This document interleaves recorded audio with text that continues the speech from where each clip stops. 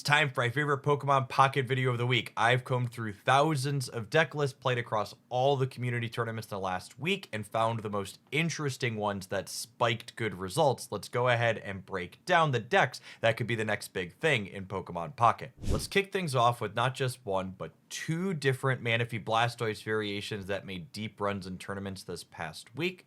The first one, featuring Tauros' third Pokemon line, had a 7-3 record in the tournament that it was played in, and the second, featuring Origin Form Palkia as its third Pokemon, was 8-2 in the event where it was played. Blastoise EX is a card that's constantly felt like it's on the cusp of being a really powerful metagame staple in Pokemon Pocket.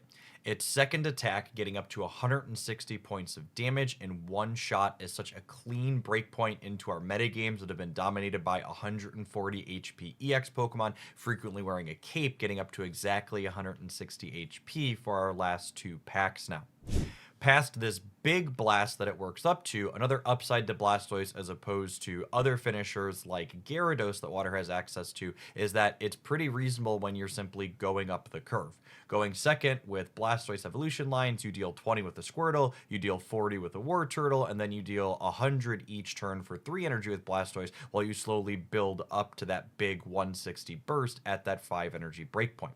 Having the flexibility to be both a solid lead while also being a stellar bomb to build up in the back while your Manaphy's going every single turn gives this deck a lot of flexibility in the average quality of its opening hands. Of these two sample deck lists, I definitely prefer the one playing slightly more basic Pokemon because Manaphy wants more basics in order to be activating for 2 energy every single turn as consistently as possible. That being said, I'm definitely going to be giving both of them a try and might even just try and fit a second Tauros inside of the first build.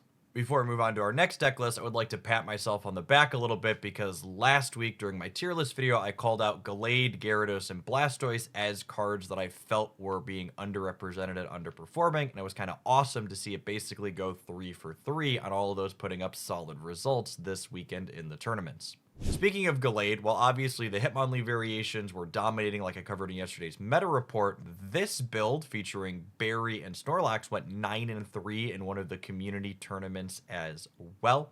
I absolutely love the Snorlax Berry package in so many decks in Pocket right now. Snorlax is a stellar 1-point wall with a high HP pool that gives you a lot of time to build up something like a stage 2 finisher such as Gallade behind it so it can take over the game on its own. That being said, Snorlax is not like Druddigon where they can kind of ignore it until you move it out of the way, because if you put even a single energy on the Snorlax, the 2 copies of Berry in your deck allow you to threaten a 100 damage burst at any given point, meaning your opponent has to really respect the damage output that your wall potentially represents. I also absolutely love the fact that Gallade as a finisher in this deck is a low energy investment, needing only 2, meaning in the games where you want to go in on Snorlax dealing 100 points of damage more than once, it's very feasible to do so without setting behind your development on the finisher you're going to be bringing in at the end. I will say, when I was testing this deck personally, I ended up swapping the Sudowoodo for a copy of Farfetch. The lower retreat cost is nice in spots, and there's just so many things from Manaphy decks to other fighting variations that just aren't leading on EXs right now that I liked the more consistent damage that Farfetch'd had to offer. Next up, we have Tyranitar making its first appearance in one of our deck roundups, going 7-3 in the tournament that this deck list was played in. We see Barry perhaps being the jank glue of this metagame paired with Snorlax, giving you time to set up a stage 2 like Tyranitar and get 4 energies attached to it. It's worth noting that Tyranitar's breakpoints are really appealing, similar to Blastoise. When you have that link ability enabled, it's cracking for 160 points of damage in one go, which cleans out a lot of things in this metagame. I really like the decision in this deck list to play a split on your 2 copies of Arceus, 1 Baby and 1 EX. The reason for this is in some games you're not going to have Snorlax, you're going to lead on an Arceus, and when you're leading on the Baby Arceus, you can go ahead and just let that take hits as a single knockout point Pokemon while you build the Tyranitar behind it. This deck list, because Tyranitar needs such a heavy energy investment, isn't often going to be able to invest in Arceus EX in addition to Tyranitar, Tyranitar, so you really only want that one in the games where Tyranitar is nowhere to be found. Next up, we have another one of my personal favorites, Garchomp, getting a 7-2 finish alongside Sudowoodo and Marshadow. This core is essentially one of the same ones we've seen doing well alongside Gallade and other fighting variations like Rampardos, while simply choosing to play Garchomp EX as your big finisher at the top. I think one of the upsides to playing Garchomp over the other fighting finishers is that this build doesn't have to give up its ability to attack your opponent's bench Pokemon in order to play a good aggressive lead like Sudowoodo. Garchomp's power really comes from its flexibility, allowing you to either crack into the back line with linear attack or hit for a solid amount of damage up front for 100 per turn with its Dragon Claw ability. Next up, we have a Mismagius Florges deck list that went 5-2 in one of our community tournaments this week. Mismagius was one of my pet cards last season, so I absolutely love to see our wonderful hat lady get some points on the board in this week's deck roundup. Looking at the matchups that this deck played, it does unfortunately look like it had a pretty poor time against Dialga Arceus decks, since that one is resistant to status conditions.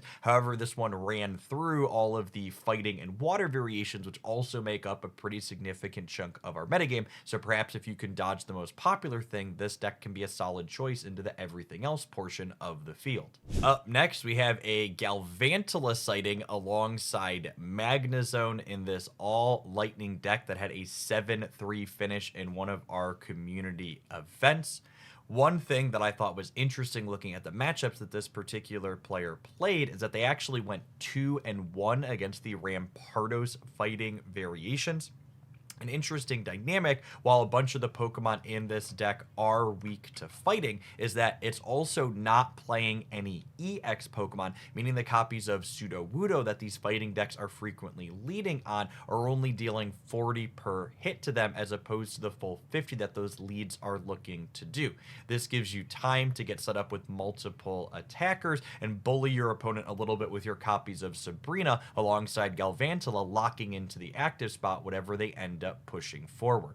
It's also noteworthy, I think, that there's 2 copies of Giant Cape in here because that allows your Joltik to survive that first hit from a Sudowoodo even with the weakness enabled. This Ninetales Magnezone Blaine variation went 7-3 in the Ursi Day tournament this past week.